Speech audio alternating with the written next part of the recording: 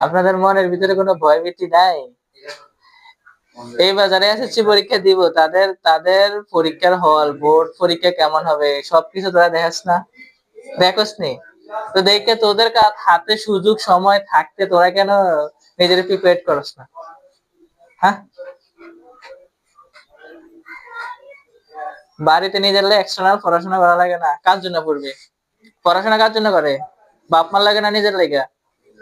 এক সময় পড়াশোনা নিজের উপকার হয়। এটা সত্যি কথা। তোর যখন কিছু থাকতো না, তোর যদি সামান্য পরিমাণ জ্ঞান থাকে তুই চলতে পারবি। আর তোর যদি জ্ঞান না থাকে তুই গোলামি করা লাগবে। আর গোলামি গুলো দিলে লাঠিসটা খাওয়া লাগবে। তোমরা তো বাপের কোলে আছো, তো মায়া বাপের কোলে আছো, বুঝো না কেন কিছু? দুনিয়া খুব কঠিন।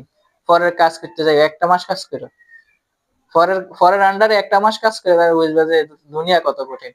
এতে যে আমার এত ব্যবহার করতেছে, এতে বুঝতেছে না যে আসলে কষ্ট হইতেছে, আমি আর পারতেছি না, এত তো অভাব কর। বাপ মা কি সারা জীবন খাওয়াইবো কেন রে? এই বাপ মা সারা জীবন খাওয়াইবো তোদেরকে? হ্যাঁ? তো তোদের বাপ মা দায়িত্ব নিতে হবে নি? আর আজ থেকে 5-6 বছর পরে তো দায়িত্ব নিতে হবে, তখন কেমনে নিবি দায়িত্ব?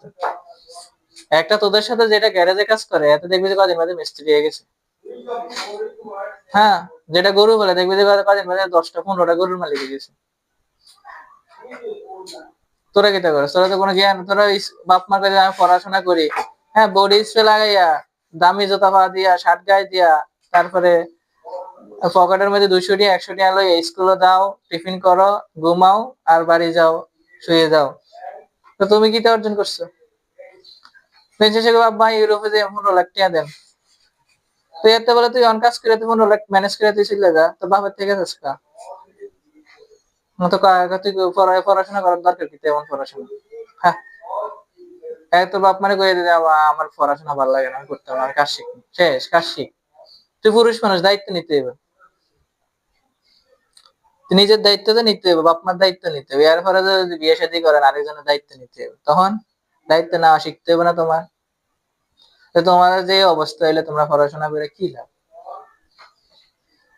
বাড়িতে নিজের লেগে 2 ঘন্টা 1 ঘন্টা সময় বের করবে, সারাদিন মোবাইলের পিছে বা গেমের পিছে, তারপর হচ্ছে যে আজে বাজে জিনিসের পিছে সময় নষ্ট করিস না। মূল্যবান সময় 15 থেকে 20 বছরের ভিতরে যে সময়টা,